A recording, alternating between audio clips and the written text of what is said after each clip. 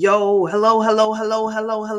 Welcome back, everybody. Of course, today it's all about my Lakers today, and I am back. I am Kami Nakomi. This is Kami Nakomi World, and this is another episode of Lakers in the other 29, because it's all about the Lakers, and yeah, there's other 29 teams in the league, but hey, you know what's going on. You know what it is. I got my Austin Reaves jersey on. You know what I'm saying? I got to represent for my man because he held it down today. I turned the game on and I'm like, all right, let's see what we going. Let's see what we got going on. Hold on. Why is there no Luka? Why do I not see? I don't see Luka on the bench. What's going on? Luka's not playing today. Supposedly he has a sore shoulder or something like that. I think I heard. What's going on, Craig? What's going on with you? Hey man, I see that Luka's not playing today, and I know LeBron's not playing today. So I'm just like, oh, okay, let's see what's going on. I don't know. The cupboard feels a little bare right now. So it had me a little worried. And I had to watch, but it felt like we was okay in the game. But the Kings had all their shooters. The Kings had all their hitters. They had Zach LaVine. DeRozan was definitely on point with the mid range.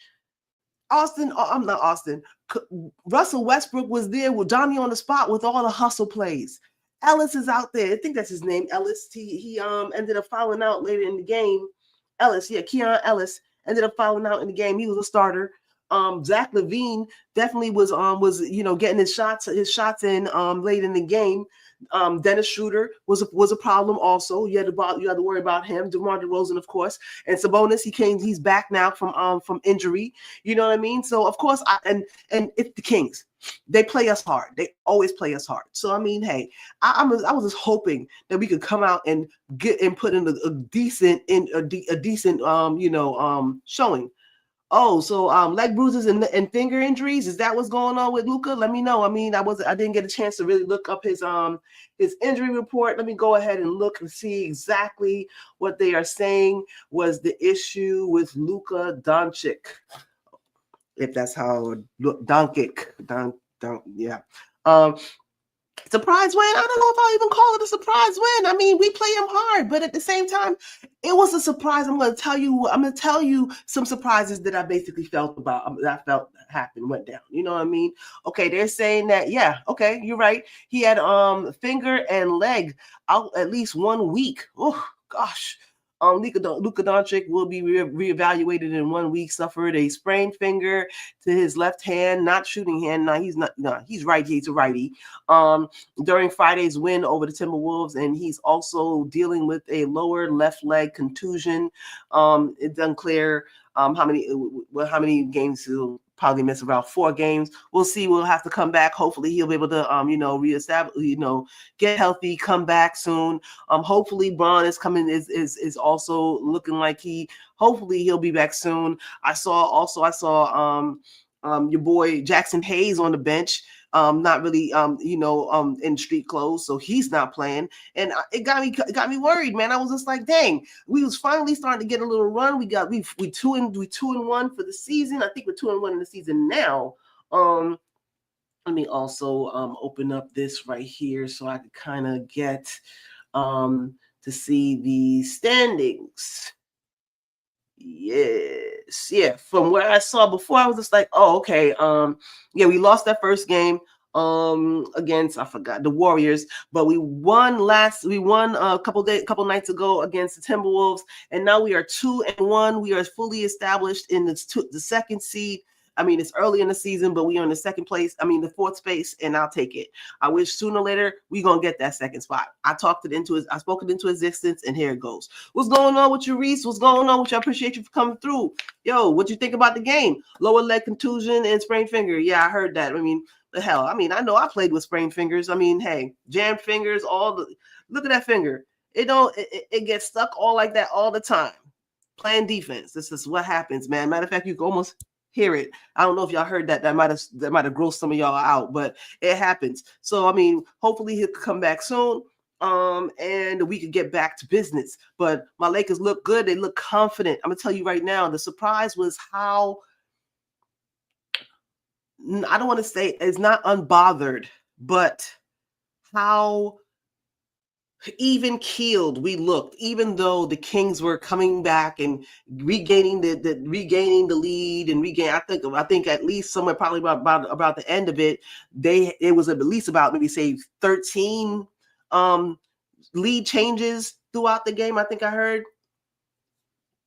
them say, but I'm saying, man, it was a great effort by the Lakers, and I was watching it, and I saw so many players step up and do the damn thing, do the right thing. Players playing smart basketball and this doing their best to play. Also, unfortunately, I saw Gabe Vincent limp off the court. He limped right into the locker room, basically. So, I think he stepped on somebody's foot on the way down. So that happens. I hope he comes back very soon. But at the same time, too, that might hasten Marcus Smart getting into the starting role, which I think is actually a better fit for us as far as with everybody going around. Gabe Vincent's great, but at the same time, sometimes I don't think we need more offense on the court if we were to have our real lineup of LeBron, Reese, and Luka with DeAndre and Marcus. I think that would be our best starting lineup. Rui, yeah, that'd be nice, but I feel like he might have to come out to be the number one scorer off the bench, and I think that would definitely balance us out a lot better. But yeah, man, I think it was a great game. People were hustling out there, and I tell you right now, the man, the superstar. I don't want to steal nobody's lines, but dude, the dude of the night, the man of the night, you know who he is, Austin Reaves. Right on the thumbnail, my man had 51 points, man. It disgusts me for one reason and one reason only, and that's because I couldn't pick him up on any of my leagues, man. I tried, I really tried, and unless it was a crazy stretch or reach, he was a keeper in one league. In the other league, basically, I just couldn't pick him up. He was this big. People were just picking him up as soon as possible. He was going in the third, fourth round. I mean, it just is what it is. But this is why. This is why. I mean, let me go ahead and share. Let me see if this is make sure I get the right box score up when I go ahead and share this. But yo, all right. Okay, there we go. If y'all could zoom in on whatever your your viewing options are. This is the box score from the night. Real quick, let me go over a couple of comments. Aiden played his best game. That's what Craig said. I completely agree with you. I saw him. He looked good. He looked like he was making that extra effort on the second chance points underneath the basket. He was pulling in. He was this being a problem in the middle, just having people have to go around him. And he was picking up rebounds, and that's what we need from you. We don't need you to be no showstopper. We obviously have a dude. We have 3 people on the team who could drop 50, baby. 3 people on the team who could drop 50. Who gonna stop us? When we fully healthy, who gonna stop us? Tell me. I'm gonna wait for that answer. I'm gonna wait for that answer. Plain and simple. I think that we could take the Thunder. Easy. I think we could take the Thunder. Plain and simple. I think that I think we could give Houston a run for their money, and that's only because of their size. I mean, y'all tell me. Y'all tell me. You know what I mean? Absolutely. Austin Reaves is an absolute dog. That boy is Austin Reaves. He got more than just one block. Them stats hold him a little bit. He got, but 4 blocks at least. Let me see. Let me go to the box score. Austin, let's just go ahead and start with Austin. 39 minutes, 12 of 22 from the field. 6 of 10 from 3. 6 of 10 from 3. My man was just basically, he hit one going like it's turned into the side. He hit one just basically just pull-ups. As soon as the catch and shoots, he was just putting it up, driving to the rim, putting it up off the backboard, rebounds. Come on. He was pulling everything in. And and they couldn't stop following him because he was relentless with attacking the basket. He was absolutely relentless attacking the basket. And he made 21 of 22 free throws. That's how you win games, y'all. That's how you win games. Unfortunately, the Kings had a flashback of all those years ago when where it was basically a game where the referees decided to get busy in between their business and decided to put the Lakers on conveyor belt to the free throw line. But it ain't our fault. It is what it is. I mean, plain and simple. We don't pay the refs. The league plays the refs, and they got to call what they see. Well done, refs. Well done. Well done. Absolutely. I'm gonna see the comparative figures in a minute, but we're just gonna go over the box score right now. He had 1 offensive rebound, 10 defensive rebounds. So he had 11 rebounds, 9 assists. My man damn near pulled out a 50-point triple-double on your ass on a Sunday in the Sunday Whites. I need to go get me an Austin Sunday Whites. I feel like I'll do that. I'm gonna have to go ahead and do that. 2 steals, 0 blocks, only 2 turnovers. Woo, only 2 turnovers. My man ended with a plus 22. Come on now. Respect on the man's name. Austin Boulevard Reaves. I don't know what his middle name is. I'm gonna have to go learn that middle name, because he deserves it. He deserves somebody knowing that joint. 51 points. Absolutely. Put a star. He gets 50 points, man. 50 extra cool points for me. Gabe Vincent left after 19 minutes. He was only with 3 points. Basically, he was 4 from the field, 3 from 3-point. He hit all his free throws. He had a rebound and an assist and a steal to add in to the total, but he got hurt, like I said, and had to leave. Marcus Smart actually started alongside Gabe Vincent, which is kind of to me, but I feel it. It's okay. It probably looked really well. He actually played 31 minutes through the game, especially because of the fact that Gabe Vincent got hurt, so we needed him a lot more. He was 3 of 8 from the field. I'd like for him to get his field goals up a little better, get a little bit more, figure out what his shot is, because he was 0 of 3 from the 3-point line too, so that's not his shot. His shot is around the rim, getting putbacks, getting steals, going for fast breaks. That's his style. So I need him to basically get a little bit more on that, but he's out there for defense, and we love him for that. Plain and simple. He was also 5 of 6 from the free throw line. We was hitting our free throws. We was 89% from the free throw line. We only missed 5 free throws as a team. That's beautiful. Absolutely beautiful. Marcus Smart also pulled in 3 rebounds, 5 assists. See, that's another thing Marcus Smart could do. He's a smart basketball player, so he's going to find open people, and he's going to get some extra points in there, basically, with 11 points. Respectable. Let me go to Rui Hachimura real quick first. 40 minutes. He played 40 minutes, of course, because he was that Johnny on the spot, man. Reeves had needed some time to, sit down and catch his breath a little bit. But Rui held it down while he was out there. He was 7 of 10. That's a pretty respectable, field goal percentage. He didn't hit any 3-pointers, which is weird. Usually Rui would be there, but he only shot one 3-pointer. I need them to check those, because I'm shocked. Rui only shot one 3-pointer, and he missed it. But he was 4 of 4 from the free throw line, so I'll take that. 3 rebounds, 2 assists. Rui actually had assists, and he had 18 points. I mean, come on. I mean, I'll give it to him, absolutely. And he had 2 assists. It is what it is, man. That's what's up. Absolutely, I'll take it any day of the week. But I'll take this to the bank. DeAndre Ayton, 36 minutes. 10 of 17 from the field. He was 2 of 4 from the free throw line. He's a center. You can't expect much from them for that. 5 offensive rebounds. That's what we're missing. 5 offensive rebounds, y'all. 5 offensive rebounds, 10 defensive rebounds. That's 15 total. 2 assists. Our center was giving assists. He's a willing passer. What? 2 assists. 1 steal, 1 block, 3 turnovers. He shouldn't be handling the ball. 22 points. DeAndre Ayton, this bud's for you, bro. This bud's for you. Absolutely.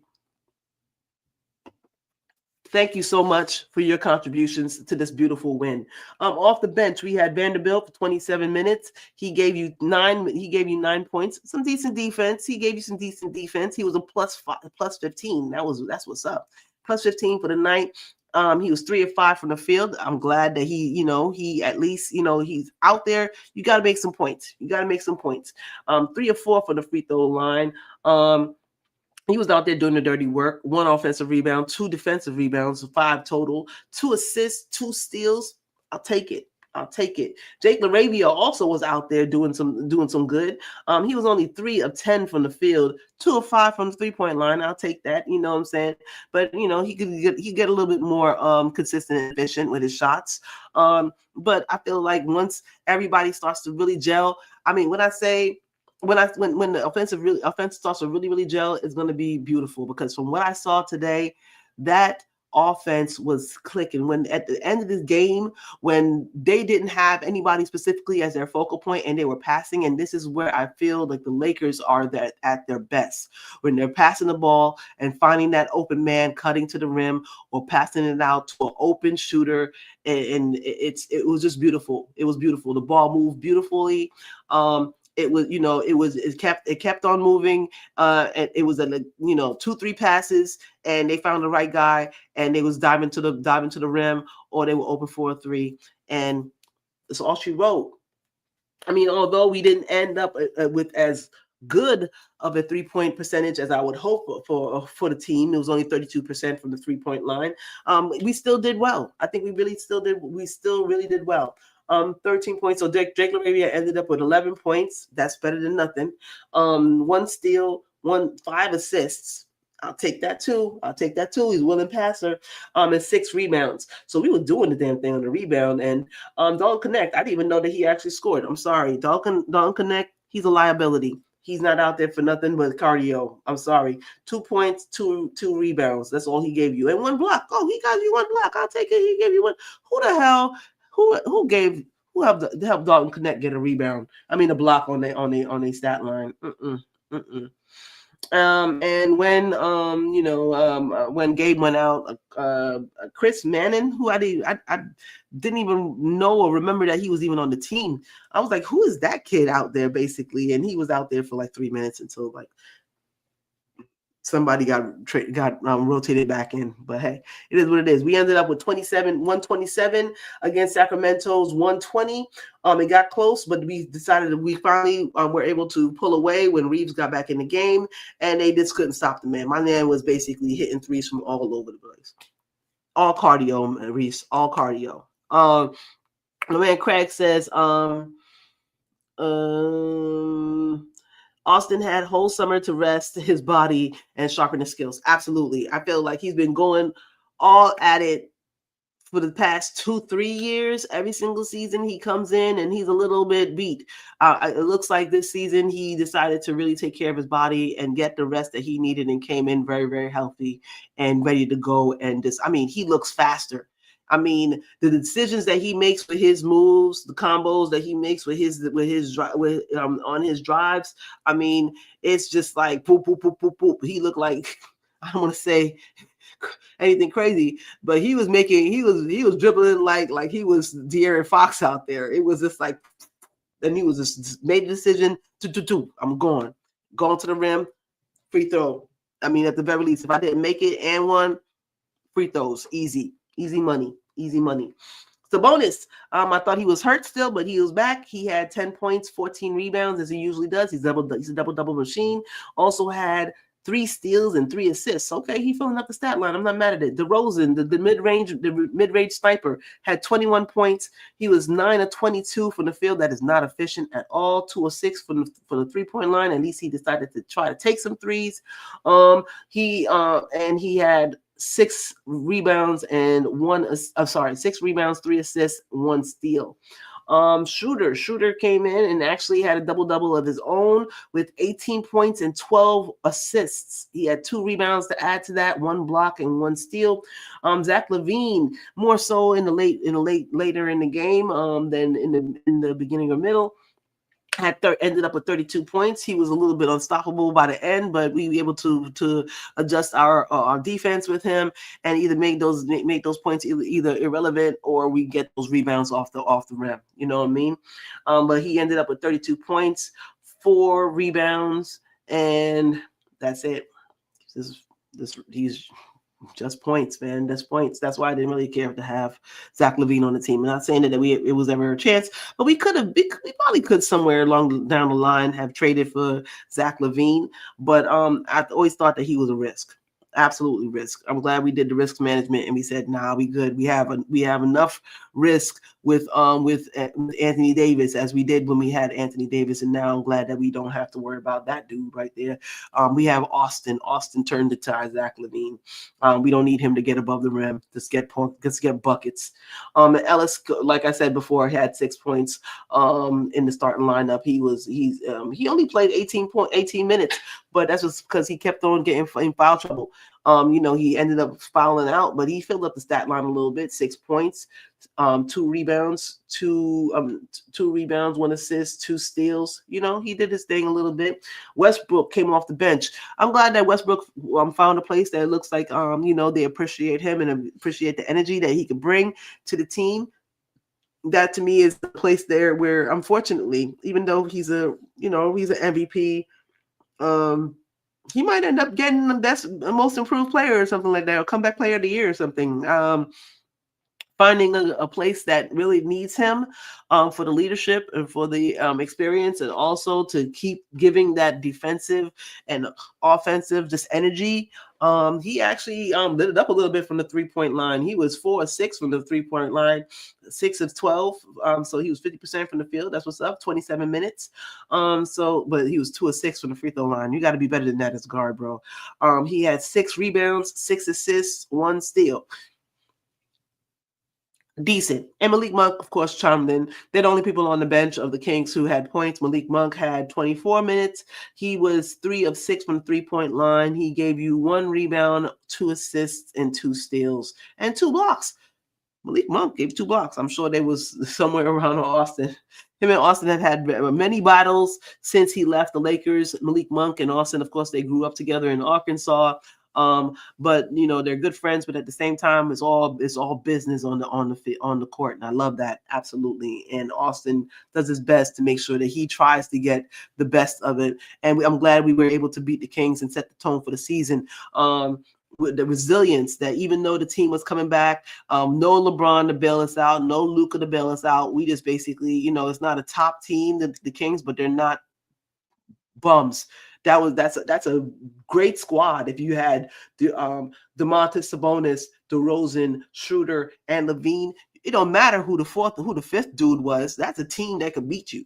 That's a team that could beat you. And we was able to basically, handle our business and keep it down and keep another win, get another win, in the column. So I'm very proud of them for that. Definitely. Let's see these team stats real quick. We had a better field goal percentage, 48 to 44. They had a better 3-point percentage. They had a better 3-point percentage, 41% to our 36%. They made a lot more threes. Hell, Westbrook made 4 on his own. So they made 18 threes, and we only made 8, but we were killing them, in the paint probably. Free throws, of course, we had him on free throws. That was another thing that pretty much helped propel us. And it's something that we were good at last year too. It is what it is. We dropped to the hole, y'all foul us. We don't the team is not predicated on just 3-point shooting for scoring, and that to me is good for a basketball team. We can hit threes if we want to hit threes, but we're not basically trying to shoot the lights out. They shot 43 threes in that game. That's what that gets you. L, plain and simple. We won the rebounding 47 to 4. 47 to 40. That would have been crazy. 47 to 4. They had more offensive rebounds, but we had more defensive rebounds by 10. We out rebounded them by 10. 10 defensive. We out defensive rebounded them by 10. Pretty much even assists, so even distribution of the ball. 27 to 6. They had more steals. They had more blocks. We just wanted the game more. This seems like total turnovers. We had pretty much even turnovers, points off of turnovers. They had 3 more points off of turnovers than we did. So we had 24. So I mean, hey, 24, 27. I'll take it any day of the week. Fast break points. They had 16 to 14. Points in the paint. Yep, we killed them in the paint. 54 to 46. And yeah, because Sabonis is not a big paint, it's not a big paint scorer, and they don't have any other big people. It's pretty much Sabonis and a bunch of guards. So do but so much. You could do so much. You know what I mean? 26 fouls. They made 26 fouls. We only made 17. So they went to the foul line also, but we got 9 more fouls than they did, and we just took advantage of it. It is what it is. Our biggest lead was 11, and their biggest lead was 4. So that was the game. That went by. I mean, I tuned in a little bit late at the end of the first quarter. I completely forgot that it was going on. I had some housekeeping to do at my own home, just make sure we're ready for the week. But by the time I got in, it was in full effect. That game was in full effect, and I was just like, "Yo, where's Luka?" Pleasant surprise. We were able to handle it without Luka, and I hope that we continue with that kind of confidence. And that's the kind of confidence that I love to see, and I feel like we're growing. Unfortunately, it took 3 years to get here with Rui, Austin, in that team, and Vando. This is year 3 with that, and Gabe. I mean, but personally, I never really counted Gabe as a factor. He missed the whole first season and last season. He was a guy. You know what I mean? And the only reason why he's in the starting lineup right now is because LeBron's not there. And right now, he might actually lose that spot to Marcus Smart. So it is what it is. You know what I mean? So, but I'm not mad at it. I hope that we continue to create and gain cohesion and chemistry as a team. That we know exactly what kind of rotations we to expect. So we settle in and we know exactly who's playing with who. And also our offense looks smooth. I mean, we're finding dudes rolling, pick and roll into the rim, just basically this roll into the rim and good passes. I saw Aiden give a good pass. I saw Arabia gave some good passes, man. It was good. Of course, Austin could dish the ball. My man almost had a triple-double. It's going to be a beauty. It's going to be a thing of beauty. I'm calling it right now. We top 4 for the season. We're going to be top 4 for the whole rest of the season. I'm going to call it right now. Barring any other injuries or anything like that, we're gonna have a really good showing this season, and it's gonna be up for everybody else out there. I'm gonna say it right now. We back, baby, we back. So my man here, Craig said, Mark Walters' sale will be finalized on Wednesday. Well, hey, here's your housewarming present, brother. We top 3. It wasn't a bum. It wasn't a bum purchase. Then it wasn't a bum purchase. Sparks are building a new facility in.